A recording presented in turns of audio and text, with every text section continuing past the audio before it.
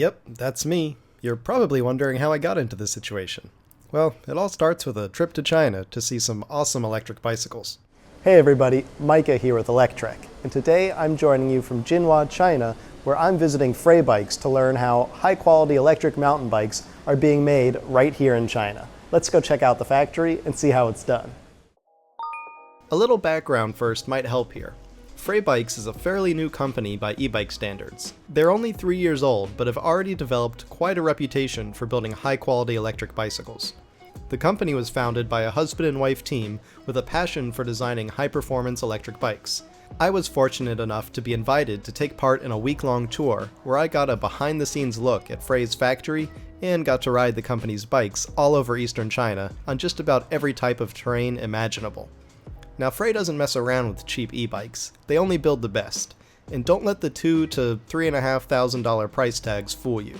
These bikes are comparable in components and performance to European electric mountain bikes in the $5,000 to $7,000 range. And in some ways, they're even better, like with the 1500-watt Bafang Ultra mid-drive motors they're packing here. But see, I'm getting ahead of myself again here. We can't start with the motors. To create e-bikes in China that can rival the best that Europe has to offer, FREY has had to rely on innovative design and high-end components for their bikes.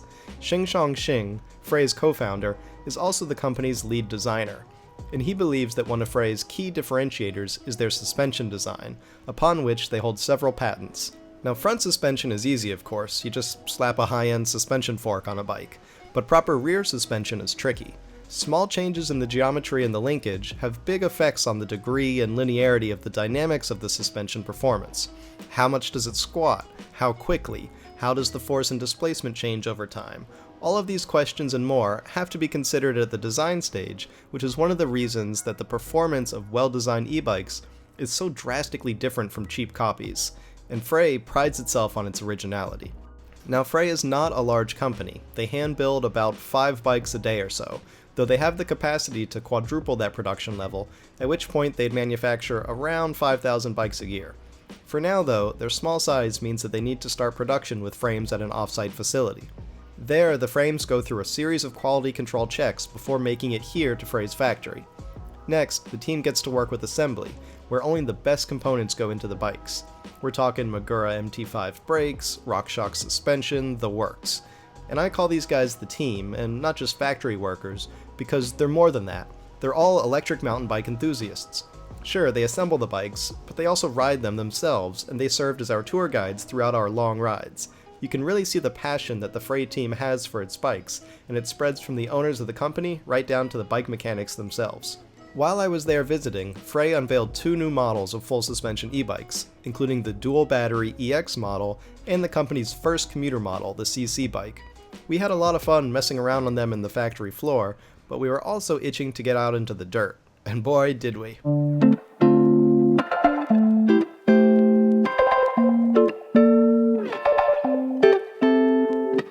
Our first outing took us to Brave Peak Bike Park, often referred to as China's Whistler. This is where I got my first experience actually jumping bikes, and while I was making little baby jumps and having fun, some other riders in our group with more experience were getting some real airtime with their bikes, making those things look weightless as they soared through the air. Over the next few days, we covered all sorts of terrain. Riding downhill is easy, of course, any bike can do that, though the high-end suspension did make it a lot more comfortable and safer. But the real test of an e-bike is riding uphill. We hit some mountain roads to test the bike's abilities to climb, and I have to say I was amazed. During much of this climbing, I used pedal assist instead of just throttling up like a motorcycle, and we reached some amazing overlooks by climbing up these mountain roads. But of course, riding on pavement is easy, and then dirt trails also became easy after a while, so we stepped it up a notch with stairs. This was another first for me, and to be honest, I never imagined I could do this, riding up and down stairs so easily. I always thought this was for stunt riders and such. But between the confidence that the bikes gave me, and there not really being another way around than up and over, I decided to hit the stairs. And I was amazed at the type of riding I was doing. Stairs became a piece of cake and were just one more piece of the puzzle, where these bikes helped me reach new heights, learn new skills, and try things that I had never even considered before. In fact, these bikes were helping me build so much confidence that I got a little too big for my britches, so to speak. At one point, we decided to bomb a massive downhill route, and in my infinite wisdom, I didn't even turn the bike on. I figured for a downhill course, all I needed were 2 wheels, 2 shocks, and 2 brake levers. And then I hit my first uphill section and quickly realized my mistake as my thumb just mashed at a dead throttle. I'm okay. Oh jeez. I think we need to have the bikes on. Yeah. I didn't have it on. Yeah, me too. And so my lesson was learned. If you have an e-bike, you might as well turn it on. But fortunately, that was the biggest spill I took all week, and I wore the dings and scratches proudly. And I can't really blame that on the bike either. The rider has to hit the on button, or you're not going to be climbing jumps that are dirt bike worthy. All in all though, I must say that I had an amazing time on these e-bikes. Now if all you want to do on a ride is have a nice Sunday cruise, then these bikes are probably overkill. But if you want to climb mountains, cover rough terrain, or fly through the air, you'll want a properly designed and spec'd e-bike like a FREY bike. And the fact that you can get something like this for half of Western prices is pretty amazing.